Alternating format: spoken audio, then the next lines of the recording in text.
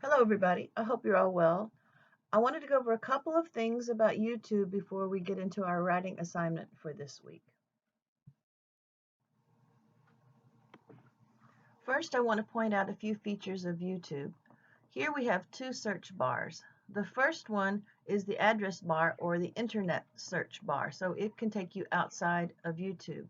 The second one, where it says search, is a YouTube search bar to look for videos inside YouTube. Anytime you see three lines like this or three dots, you can click on it and see what's there. If you click on these three, it'll take you to YouTube homepage. So if you have registered with YouTube and you have your own page, this is the place that your subscriptions or your own videos or videos you saved to watch later or liked, this is where they'll be saved for you.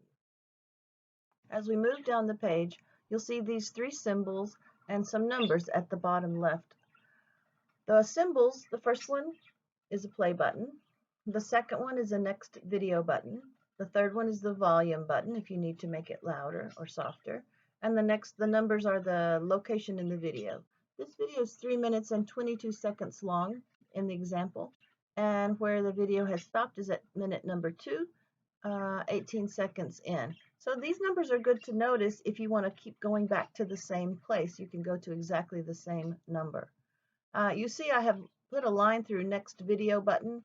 You don't want to be pushing that unless you want to escape this video, so I don't suggest you click on that one.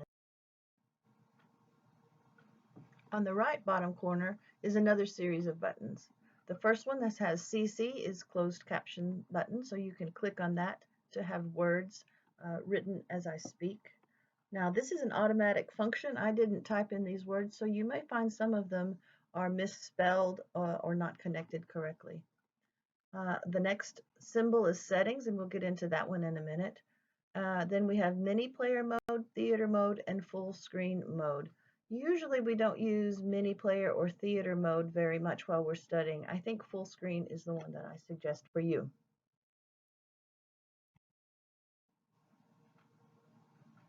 The setting symbol looks a little bit like a flower, and if you click on that, you'll find 4 different things that you can adjust. One is autoplay, playback speed, subtitles, and finally quality.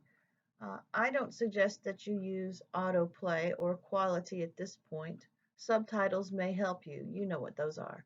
But playback speed is great to try. You can slow down the speaker to speak much slower or have a speaker speak a lot quicker. Try it out and see what you think. Now we're looking under the video. Here you'll find the like button, dislike button, share, and save. If you have signed in to your page, you can click like that you've liked this video. You can click dislike if you don't like it.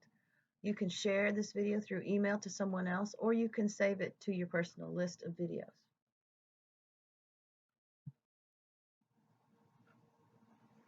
Remember, I told you that if there are 3 lines or 3 dots, you can click on it and see what is there. If you click on these 3 dots, you'll find Report, Open Transcript, and Translation. Don't click on Report unless you find something that's negative that you should report to YouTube. So please do not click on that. Open Transcript will open a page with all of the words that I say next to your video. It's a little different from closed caption. You might like it. And translation, don't do that. I want this to be a listening exercise mostly. So don't translate, because that way you won't be learning any English at all.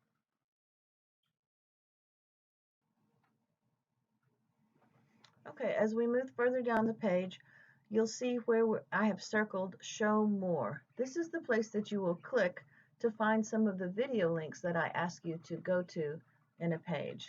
We'll look at that on the next slide.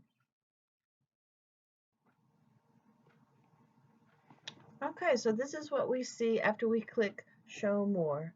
You'll see that some of the links are listed here in blue. When the color changes like this, you can click on it and it will take you right to that video. You don't have to type anything.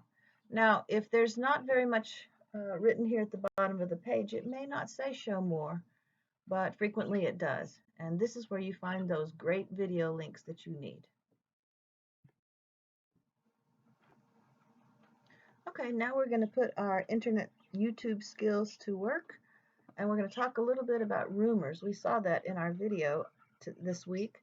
What are rumors, and how can you identify them? How can you spot them?